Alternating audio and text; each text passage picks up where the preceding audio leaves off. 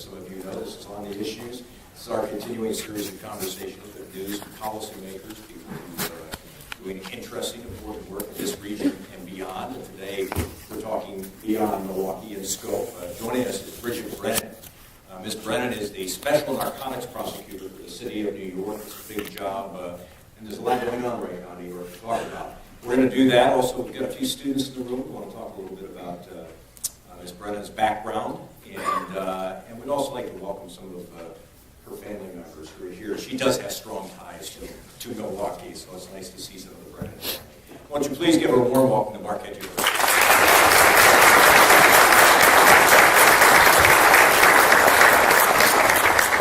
We should say right off the bat, we're glad you're here because I understand the weather in New York is not great. I think if I had left this morning, I'd still be in New York. You would still be in New York, but your son's enjoying it. He's very much enjoying it. He's off of school today, so. Snow days. Yeah. We have cold days now. It's so cold here that we just close schools because it's cold. So it's the new world we live in. So, again, thanks so much for being with us today. I wanted to talk about a variety of subjects, but I wanted to begin by giving people in the audience some sense of the role of a Special Narcotics Prosecutor. What is it? What do you do? What's the scope of it? Let's begin. Well, the Office of Special Narcotics was set up about 40 years ago when New York City was in the throes of a heroin epidemic. And there was a feeling in the state legislature that the drug crime was fueling all kinds of violent crime and property crime, and that there was no coordination of drug crime in New York City. New York City in particular has long been a source of narcotics distribution, certainly for New York State, New York City, throughout the East Coast. And so the view was if they set up a centralized office to coordinate narcotics prosecution, there would be some consistency in the way the cases were handled, and there would be a focus on the top of the pyramid rather than on the lowest level of the pyramid, and there would be some progress in the attempt to rein in the heroin epidemic. So that's the way the office came to be set up. And of course, New York City, being what it is, has been the center of a number of drug epidemics since then, so there's been no shortage of business since we kind of reined in that heroin problem back at that time. Let's talk about the new heroin problem, because sadly, this conversation is quite timely. Many of you in this room know about the death of the actor Philip Seymour Hoffman earlier this month, a heroin overdose. And I think that put a spotlight on the problem of heroin. Describe the nature of the problem that you're seeing right now in New York. Well, again, just keeping in mind that what my office does is focus on narcotics importation and the higher levels of the chain. What we had seen starting about 4 years ago were big, what we call mills, heroin mills, pumping out hundreds of thousands of little bags, glassine envelopes of heroin that were intended for distribution throughout New York City and throughout the East Coast. And these were mills that were unlike anything we had ever seen before, and unlike anything any of our investigators had seen even during the first epidemic in the 70s. It was a huge volume. And so we knew at that time that ultimately we were going to see a huge problem with addiction and overdose. And so these mills, describe the workings of a mill. When you describe that, what are you talking about? Well, interestingly, the mills that we've seen are often set up in locations where you would never expect to find it. It would be in a suburban New Jersey location, a middle-class area of the Bronx, someplace where the narcotics importers and the ones that we are focusing on in New York are often Colombian. They're very smart, they're very savvy, and they know that they can hide in plain view in locations where they wouldn't be expected. And so they would be found maybe in, one example was one we found in Fort Lee, New Jersey, which was in a suburban location where the workers in the mill would be shift workers. They'd be collected from northern Manhattan or the Bronx and taken to the New Jersey location in a van every morning. They would be able to pull into an enclosed garage, the door would go down, they would come out, and they would start their work.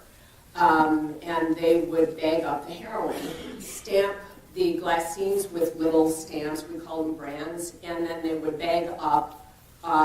They first mix the heroin with some kind of diluent, something like lactose, baking powder, whatever, baking soda, I mean, and that would be done with coffee grinders. One of the things we typically find at these locations is dozens and dozens and dozens of little mini coffee grinders, many of them with burnt out motors from mixing all these, from mixing all the heroin up. And then there was a bagging operation. When the officers hit the search warrant on the location, they found a child in a high chair eating cereal, the mom right next to him stamping stamps on bags, and in the next room, an operation, a glass top with mixed heroin and cut, and a little tiny spoon that they were using to measure exactly how much heroin was going to go in the bag. And that mill was producing literally hundreds of thousands of glassines of heroin. You just made a recent bust. In fact, I think it was right before the Philip Seymour Hoffman death. A pretty substantial bust in the Bronx. Again, one of these heroin mills doing its thing. Yeah, in that case, I think, it's terrible. I can't remember if we seized 23 pounds of heroin or 33 pounds of heroin because it's been just pouring in recently. But in that one, we seized a tremendous amount of heroin. And again, that was a location that we had some confidential information was operating, but no one knew walking into it what it was they were going to find. When the officers showed up on the scene, they saw a suspicious-looking guy who they questioned in the lobby. He went back to a particular apartment. They had officers stationed outside who saw somebody climbing out the fire escape of that apartment. And then they got a search warrant, went in and found a completely well-equipped mill with the coffee grinders. And one telltale sign is garbage bags on the windows. They refer to those as mill curtains among the investigators, because you typically do find the windows are kind of blacked out. But we found these mills in the Times Square area in a very posh apartment in the Times Square area not long ago. They are hidden in plain view. Who's using heroin today? Well, there's been a long-term problem among certain groups of, kind of very impoverished and desperate individuals, and we've seen that long-term problem and haven't been able to make a lot of headway there. But the new group of users of heroin is young, educated, suburban, blue-collar, middle class. It's a very different kind of user than we had traditionally seen in all the years that I've been doing these cases. The heroin is much purer now, and so it can be snorted to get high, and that is more attractive, certainly to someone starting out in heroin use. They don't want to start out with a syringe and a needle in the arm. And so maybe they start out snorting the heroin. It's powerful enough to give an effective high. And then, as time goes on, they develop a tolerance for it. They want more to get that same high that they had the first time by snorting. And ultimately, you do see a progression to intravenous use. And it's cheap, isn't it? In New York City, it's very cheap. Yes, it's a function of supply. The streets are flooded with heroin in certain areas, and if there's a flood of it, it's going to be at a lower price. In the common parlance among investigators is to refer to a dime bag of heroin, a bag that costs $10. Well, now those dime bags are in some neighborhoods go for $7. Certain areas in New Jersey that are blue collar, very hard hit, Patterson, New Jersey, a dime bag goes for $6. And so there's a lot of it out there, and it's pretty cheap. I wanted to explore the point you made earlier, and that is that where this drug is showing up. I mean, there are people in this room who know this to be the case. It's not necessarily a city of Milwaukee problem anymore. It is a problem certainly in the city, but it's a problem in the county. We had a young woman in White High School die. We've had a number of overdoses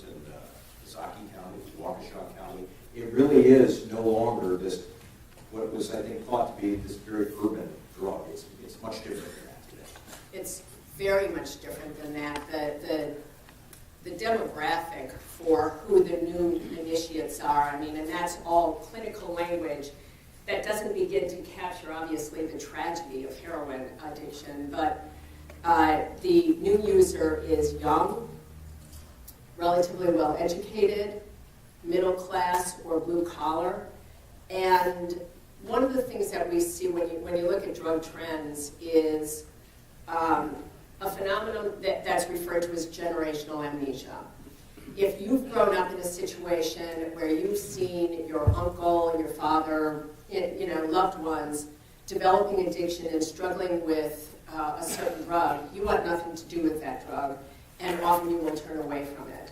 Well, it's now been quite a long time since we've suffered through a heroin epidemic, and I think the new user, for one thing, is kind of desensitized to heroin. They haven't seen much of it. They don't have to inject it. And there's sort of a normalization, I think, or an acceptance of that kind of drug use that promotes experimentation, which leads to a dependence and addiction and all the problems that we're seeing now, I think. Talk, if you would, Bridget, about the relationship between prescription drug abuse and heroin. There is a connection there, is there not? Yeah. The painkillers that we are seeing abused on a very wide scale are prescription painkillers that have it's called an opioid component. Some people call it heroin in a pill. The basic thing in that drug is very similar to heroin. And so once someone develops an appetite or a dependence on the opioid, the opiate drug, they may at some point turn to heroin to satisfy that dependence when the pill becomes too expensive to buy out on the street. How big a problem is this today, is the prescription drug abuse, the problem of opioids? It's huge. We looked at the statistics a couple of years ago.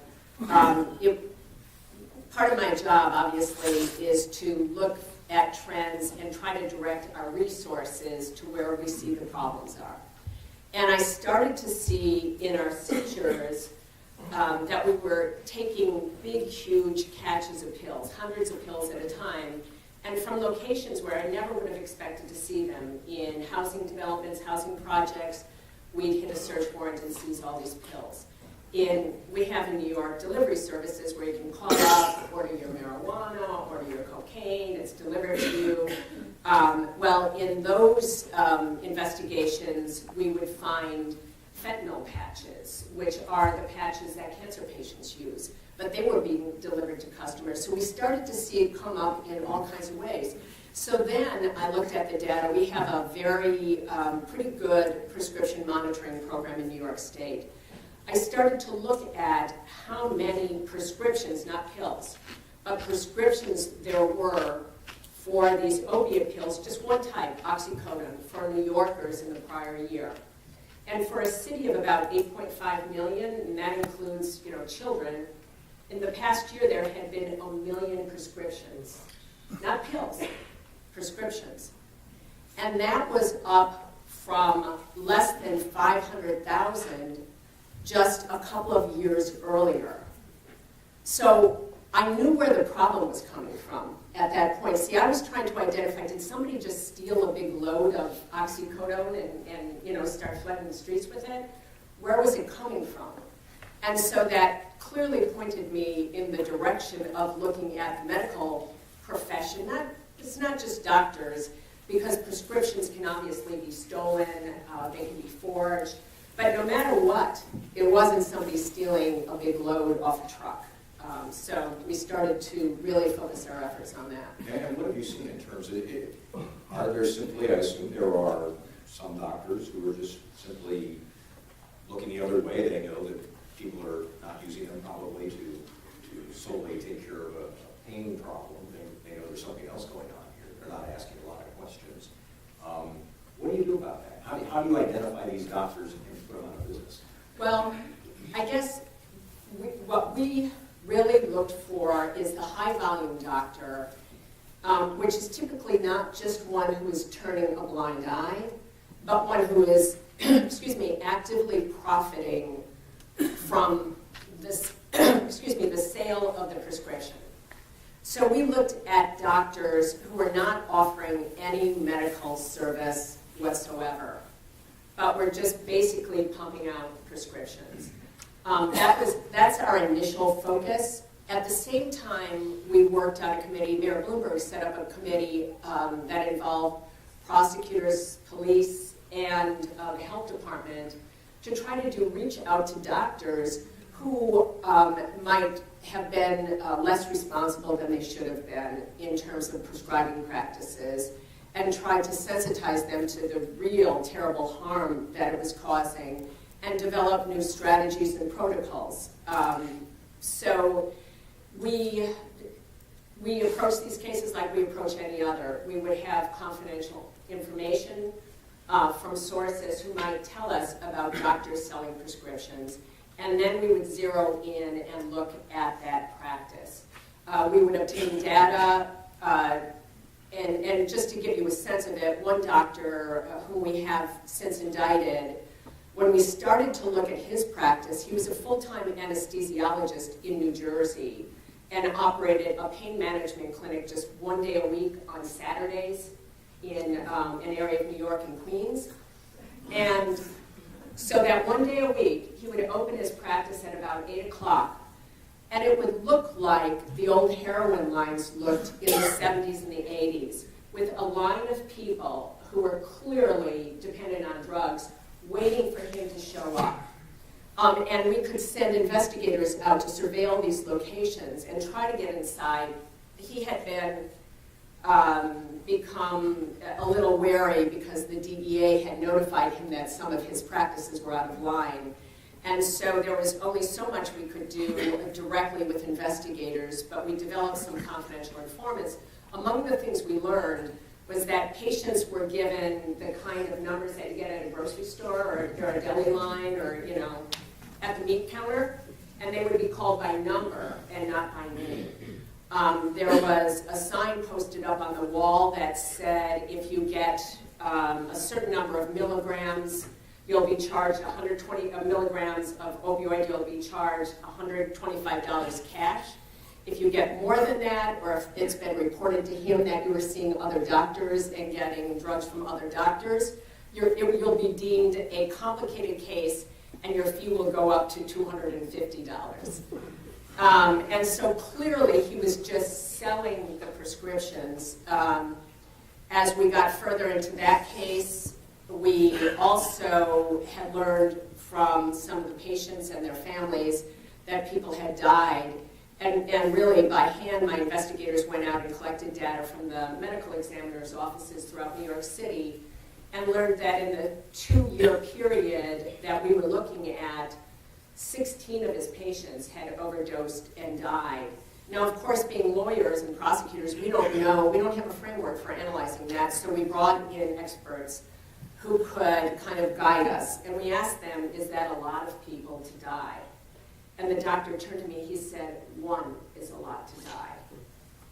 16 when you're seeing patients 1 day a week, yeah, that's a lot to die. So we, again, really dug into putting this case together and ultimately did indict him for selling the prescriptions, but also we brought manslaughter charges against him in connection with the deaths of some of the individuals who had very, very extreme cases where he had been notified that the patient had overdosed, was called by the hospital, and continued to prescribe, actually in higher amounts than he had previously prescribed. So, we have to approach this the same way we approach any other case. Besides law enforcement, based on your experience, what else do we do about the problem of heroin? What else do we do about the problem of prescription drug abuse? You have a strong belief in rehabilitation. Absolutely. In our more traditional drug programs or drug offenses, we've had alternative to incarceration programs run in my office for many, many years. So I'm a strong believer in rehabilitation, but what we're looking at is the top of the supply chain in terms of really punishing those people who are using their medical license to sell drugs. But I think that's an effective deterrent. Whereas to the street drug dealer, who kind of has nothing to lose and maybe in desperate circumstances, there's people will say that if you lock up one dealer, there'll be 3 more to take his place, et cetera, et cetera. I don't think the same is true of doctors. So I do think when we draw attention to our prosecutions of doctors, it does have a strong deterrent effect. With respect to the user, though, now that, I think, a targeted education program to these users, both of the opioid drugs, again, that user group is young and educated. And the young heroin user, we can reach them through effective education programs, I think. Because the answer has to be prevention, plus now dealing with this terrible tragedy of addiction that we're now facing. Give us a sense of what's happened to what I think probably people in this room think of as the more traditional drug trade in New York. Cocaine, crack, things like that. Do you have that sort of knocked down to a point where you feel better about it? What's the state of affairs? I went to New York 30 years ago. I grew up in Milwaukee, had never set foot in New York City before I went for an interview in the New York County District Attorney's Office in Manhattan. And what I saw when I stepped off the plane and was going to stay with a friend was kind of unbelievable to me. It looked like a third world city to me. And there was a sense of menace in the city at the time, which continued through much of my tenure, my first 10 years in that office. I handled homicide cases, sex crimes cases, all kinds of cases. And at the root of many of those violent crimes that I handled was drugs. It was all drugs. And then suddenly, well, it wasn't because I went over to narcotics and started handling these big narcotics cases. That was one of the reasons I wanted to handle the major narcotics cases, because I wanted to try to cut off this problem at the source rather than cleaning up the back end of it all the time. And then we really did turn the corner and got the crime problem, the drug. It started with really focusing in relentlessly on the open street trade of drugs, which attracted a lot of violence. And a big supply of drugs is going to attract a big user group. So once we could contain that, and we did that with relentless prosecutions, really kind of block by block, neighborhood by neighborhood, working on those cases. And we reined in the crack problem pretty well. Not that it doesn't, there are some problems still, of course there always will be. But compared to what it was when I came in, it's astounding. Just to give you a sense of it, when I was a homicide prosecutor in Manhattan, well, certainly we had hundreds of homicides a year. Last year, I think there were 40 homicides in Manhattan. So, we did something right. It started with that intense focus on reining in the drug crews that were creating all kinds of havoc in the neighborhood, and they were magnets for violence. And then the peripheral effects of it. People who were addicted to those drugs, people who were on those drugs were causing all kinds of violent crimes. So we managed to rein that in. So we've had big successes, I think, in many of the areas that we focused on, and certainly it gives me hope that we can apply some of these same tools to the problems that we're facing now. I'm interested in hearing you talk about the way you took on that problem, the 80s and progress you made on it, and it's a very professional explanation, but I want to ask you a personal question. When you were prosecuting the kinds of crimes that stem from drugs, was it tough to deal with? Was it, I think people in this room sometimes, if you're an attorney and the kinds of cases you're handling on a daily basis, we have people from the DA's office here, it's not easy. Is it tough personally to continue to prosecute those kinds of crimes? It was extraordinarily difficult. When I applied to the DA's office, fresh from Wisconsin, written all over my face and in my accent as well, the chief assistant asked me, "Can you handle the underbelly of life?" And I said, "Well, sure, we can handle the underbelly of life." But I came to really understand what that meant, and it's extraordinarily draining, because as a prosecutor, you're dealing with the victims of terrible crimes. victims. And sometimes those victims are young children, or it's the family of someone who was senselessly killed. And you have compassion for them and empathy, and at the same time your job is to turn the information that they're giving you into facts that can break it down very clinically into facts that you can turn into evidence, that you can produce at trial so that you can get a conviction, et cetera, et cetera. And so all your human response, of course, is to just throw out your hands and say, what a terrible thing. And you do feel like you're there to mop up a terrible mess, a terrible traumatizing situation with very few tools to do it. You have very little to offer these people in terms of relief. I mean, is it really going to make someone feel better that you get a conviction in a case, maybe?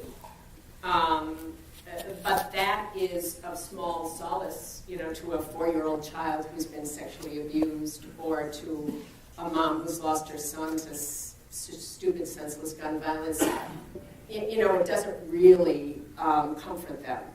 And so what I've found through the years is you really have to take the long view. And I try with my young assistants to, we have young attorneys coming into our office, and try to give them, the kind of support and guidance, and also advise them to take the long view. Short term, you're dealing with very difficult circumstances, but in the long run, I think we've made big contributions. What drew you to public service law? I think students in this room would be wanted to know. I was always interested in public service, and I'm not sure exactly why. I think probably my mom sitting over there, and my family who had a lot to do with that. I think we grew up with a sense that it's important to give back in some way, however it is, whether you do that through public service or in some other way. And what drew me to the DA's office was a fascinating place. I've been a reporter. As you know, you and I, Mike and I were young reporters together. We also went through journalism school together. We first met, I think, maybe our second year or third year in journalism school. But what attracted me to journalism was that fast pace. Getting to the bottom of a story, trying to give clarity to the public to something that was of importance. And a lot of those same considerations come into play when you're working in criminal justice. When I was in law school, I worked in a program where we were assisting incarcerated people. And I looked at the defense side, and I have great respect for defense attorneys. I think they do a tremendous job and a tremendous service. The trauma that I felt, I think, in dealing with my cases is equal, if not surpassed, by the difficulties that they must confront. But it wasn't for me. I kind of like to be in charge. And I wanted to be the one who was marshaling the facts, marshaling the case, not in a position of defending my client against charges. It just, a criminal justice. You said working professionally as a journalist. You clearly made a decision. You said, I think I want to do something else, or look at doing something else. What was the law school experience like for you? Well, part of the reason I went to law school, in fact, the main reason I went, was I wanted to be a better journalist. I found myself covering court cases when I really didn't know what I was talking about. I didn't know what the terms meant, really. I didn't know what an arraignment was. At one point, I reported on air that a defendant was released on his own reconnaissance, not reconnaissance. And a judge wrote me a long letter. He explained the difference. So I thought to myself, maybe I ought to know what I'm talking about. I'm not so sure that would matter these days, but it did. It did to me then. So I went to law school. While I was at law school, I was always working. I worked in radio. I did weekend radio stints doing news. And then I worked for public radio in Madison while I was in law school, and ultimately took a lot of criminal law classes, partly because that's where I thought that's where I would be covering those kinds of stories. I had a great law professor who interested me in getting into a career in criminal justice. But I'm a famous guy in his own right. Yeah. You've had a couple of them. You've had interesting experiences. This professor was Frank Turkheimer. I had him for a couple of classes, and back then we didn't have email, we didn't have any of that. He left a note for me on the board saying, why don't you come and talk to me? And I went to talk to him, and he said, have you ever thought of working in the Manhattan DA's office? I said, no, I've never been to Manhattan.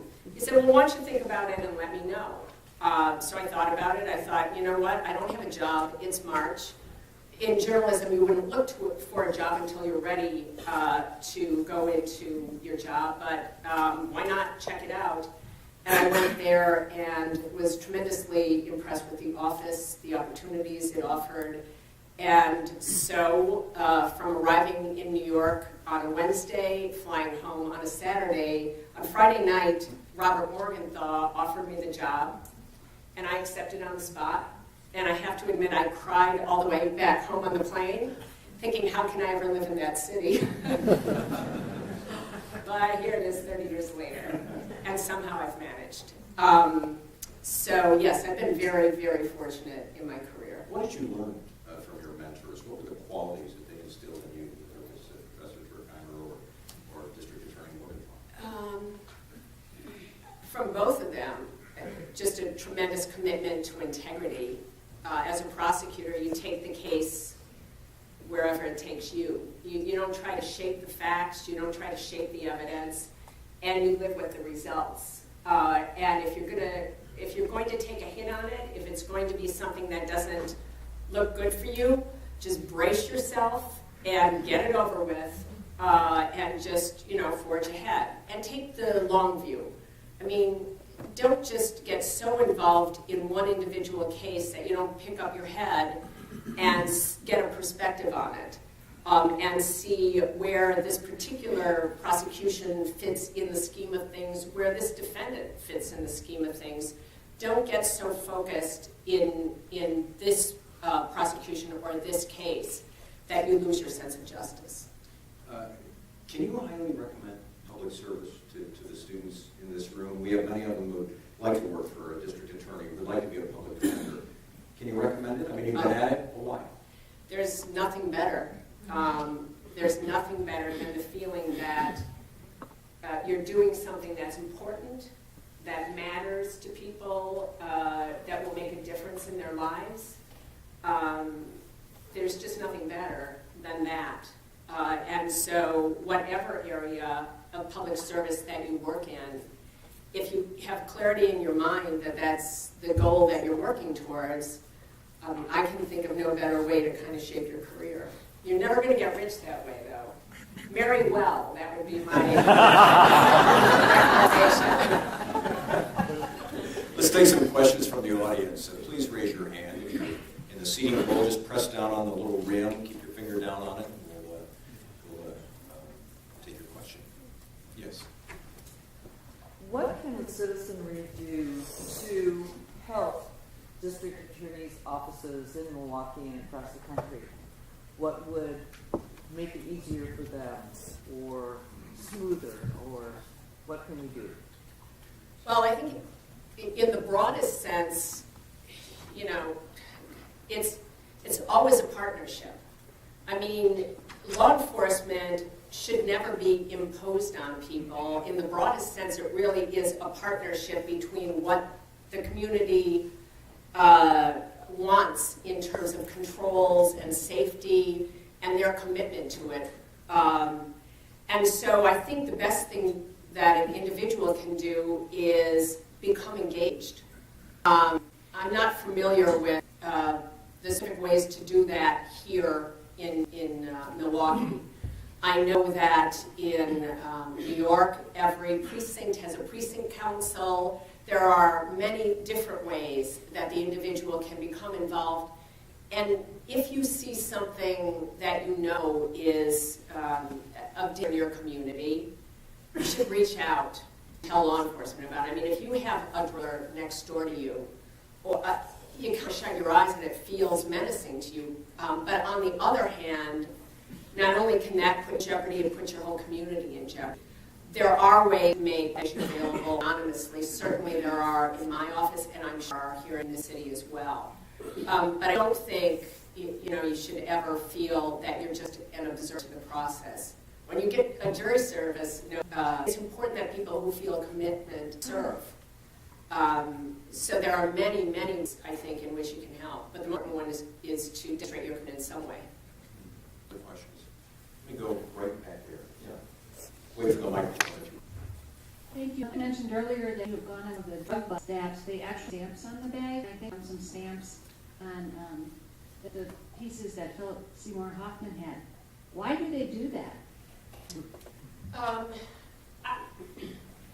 We've always seen heroin stamped, and I think some of it is to build customer loyalty to a particular brand. Some of it now, I mean, the sort of stamps that we see now, just to give you a perspective on it, there's two kinds of stamps that I typically see. One would be the Grim Reaper, lethal weapon, all kinds of allusions to death. And the other is Lady Gaga, Chanel, very NFL, Obamacare, topical. Again, it shows who they're trying to appeal to, right? A younger, more kind of hip user group. And so now, Philip Seymour Hoffman, those stamps were very high-end stamps, I have to say. They were very colorful. It was an ace of spades, but it was much less cartoonish than the stamps that I typically see. But a lot of it is just to build a consumer loyalty, although the brands are completely fungible. They mean nothing. When we hit a search warrant, we'll seize, 30, 40 different stamps, and somebody's, they don't mean anything. It's the same heroin, different stamps. Nobody requests a particular stamp. It's not like you're putting in your order for a bottle of wine and I want mine done this way and, personalized in some way. It has nothing to do with that. It's all about marketing. Let me go right back there since Ryan's standing back there. Yeah. Bridget, in what ways has your office dealt with the, I'd say, subculture of not snitching as promoted among communities, neighborhoods, and also in certain elements of hip-hop music? That makes it very, very difficult. In the other kind of case that we focus on, aside from the high-level narcotics organization, are the violent gangs. And that's where you hear that over and over.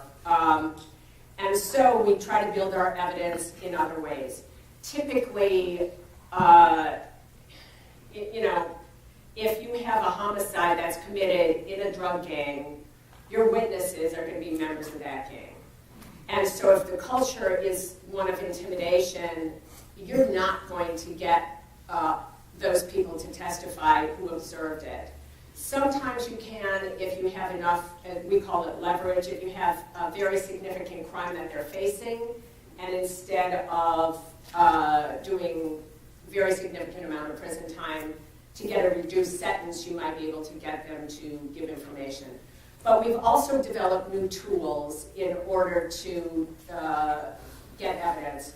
We focus a lot on social media. What we find, particularly with the violent gangs, is that a lot of it is about intimidation, but in order to intimidate, they have to be heard. So they'll be putting out the threats on social media, on Twitter, on texting. Once we get the phones, if we seize a phone after an arrest, there's a tremendous amount of information contained within the phone pictures.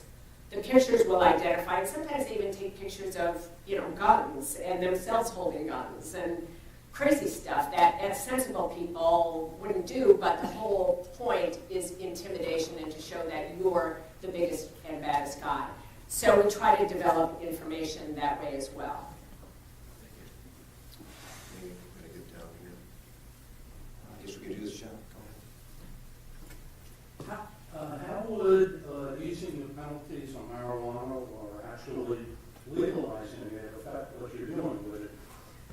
Lead more prosecutors and law enforcement to go after heroin and cocaine, or would it create a worse problem? Well, my office doesn't handle marijuana. We're narcotics, which is basically defined as heroin and cocaine and opiate drugs and that sort of thing. I don't think that a lot of prosecutorial resources are devoted to marijuana now. I have to talk about New York because those are the laws I'm familiar with. Each state is really different now. If it wasn't different before, certainly after what Washington has done and Colorado has done, it's a lot different now. But just to give you a sense of it, in New York State, even if you have 2 tons of marijuana, the highest level offense you're facing is a C felony for which you can get probation or you can get nothing. I mean, you can get a conditional discharge. So as it stands now, marijuana is not a major focus for law enforcement, except that because marijuana is much more unregulated, it often is at the root of a lot of violent crime. A lot of the violent organizations that we see are selling marijuana. There's a lot of money in marijuana and not a whole lot of risk. And so we see open street marketing of marijuana, open marketing and not hiding it, which is, again, it's the crime magnet. But I don't see a lot of enforcement resources devoted to marijuana purely to get rid of marijuana. How would I see legalization affecting us?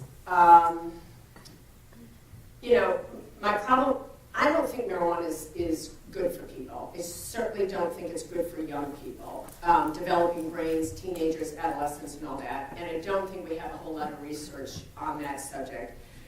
So, I don't think it's great to have another thing that's not so good for you out there being marketed. Remember, if we start marketing marijuana, you're not going to market, the marketers are going to be marketing heavy use of it. They're not going to be marketing like, oh, go have a joint one day a week. There's no money in that.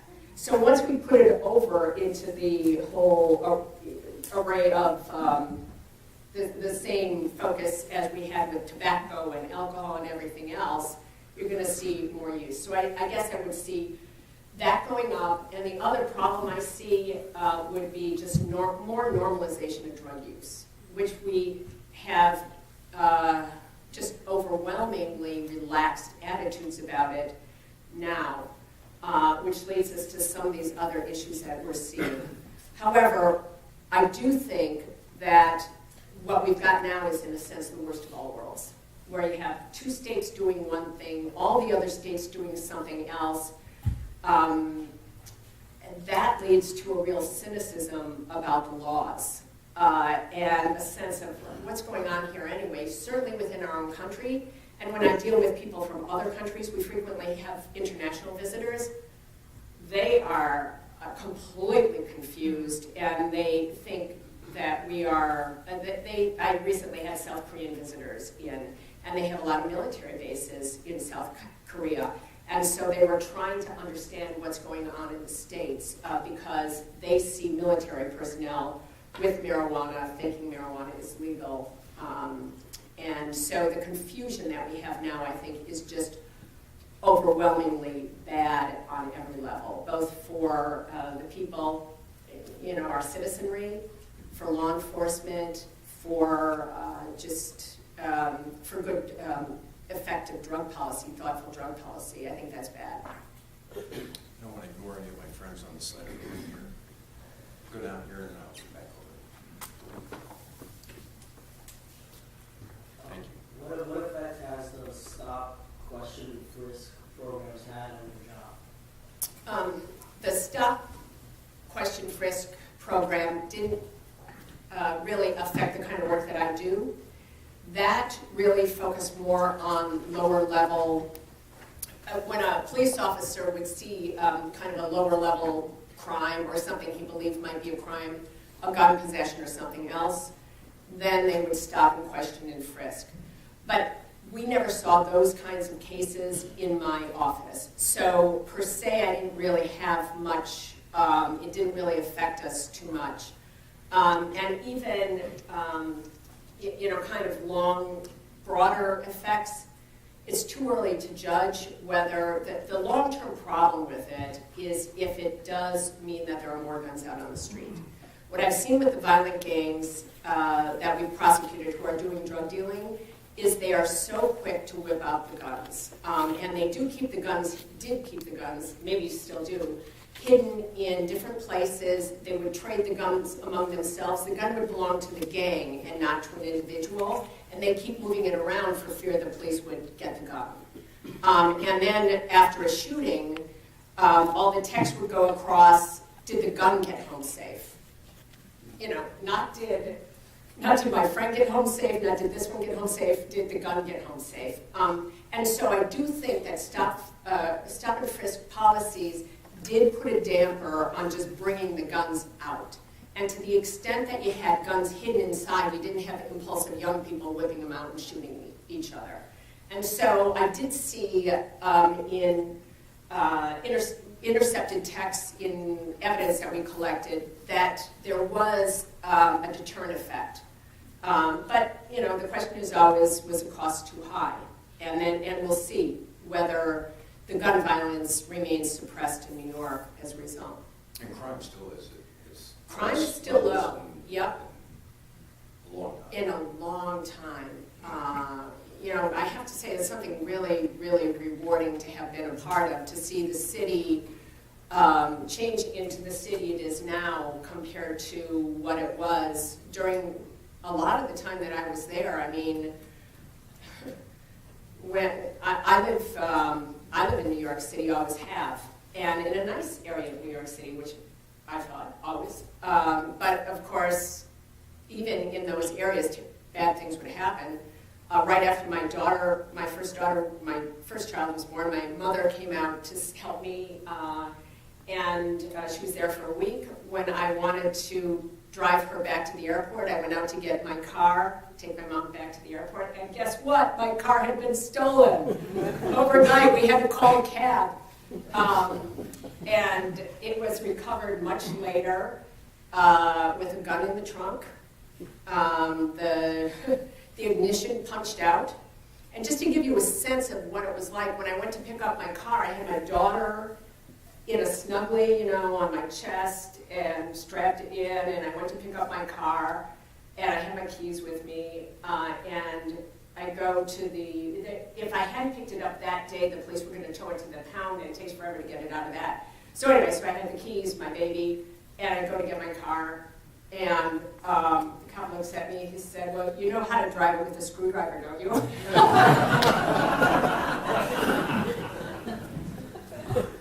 New York. He just assumed you live in New York, you know how to drive it with a screwdriver. So no, I didn't, and then I had to get the car towed. But those days I have to, and then once I got it towed and put it back on my street in front of my house where it had been stolen, not long after that I went out to find a hypodermic needle and a tourniquet in the front seat of my car. So that doesn't happen anymore. I did have all the tires stolen off my car not that long ago. But it was up on blocks. Whoever had stolen it had nicely elevated it and stolen the tires. I appreciated that. It wasn't too badly damaged. The city of New York thanks you for this. But it is a very different place. And it was in the early 80s. There's no question. There's just no question about that. You do not have a sense of menace walking down the street. You feel I have kids. And I want my kids to grow up not feeling that there's danger lurking behind each corner. And they don't, and we live in the city. And they're able to take advantage of all the richness that New York City has to offer. And so that's wonderful. And the sense of the city is so much different now. It's a wonderful city in so many different ways. The obvious ways, all the shows and all that, but the great diversity in cultures and ethnic groups, and how people are right up next to each other, bumping up against each other relatively peacefully is quite wonderful. So if you haven't been there, come and visit. It's nice and safe. A lot of good things to do. That's great. A few more questions. Yes, sir. If importing is such a problem, what are we doing about that? Importing drugs. Well, we were, just to give you a perspective on it, in the 1990s, we started to see the Colombian cartels bringing over chemists who knew how to refine heroin. And then they started producing heroin, whereas previously, most of the heroin we saw in New York came from Asia. There was a shift in the 90s, which I think is partly responsible for the high volume, because the cartels already had their roots established, and they had their retailers set up in the States, and they could just, get in there and start pumping it out. So what are we doing? We work with, in my office, we work with the DEA, and we work cases with prosecutors in Panama, in Colombia. We work with Mexico when it's vetted very carefully. So we try to collaborate to the extent we can. I mean, look, the United States is, we have many, many different ways drugs can get in. So the answer, of course, does lie in tamping down the supply by working collaboratively with partners. But it has to also, the answer has to be in prevention. We have to tamp down the appetite for drugs because we can't close off every avenue that drugs can come in. And so we're working both ways, but we do work collaboratively with international partners. Just time for a couple more questions. Go right back here, this gentleman. Hang on 1 second, we'll wait for the microphone. What is the role of pharmacists and pharmacies in controlling the abuse of prescription medications since electronic records? Milwaukee probably has Aurora, and CVS and Walgreens, they must cover a huge percentage of population, for example.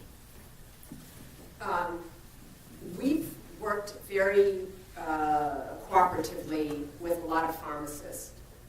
I think there's a bit of irony in this. The pharmacist is, in a sense, on the front line of the problem. The pharmacist is obviously the one filling the prescription. But the pharmacist is presented with an order, with a prescription, and if the pharmacist is dealing with someone who's desperate to get those drugs, that person can be quite menacing. But we get a lot of calls from pharmacists. From the big, from the Walgreens,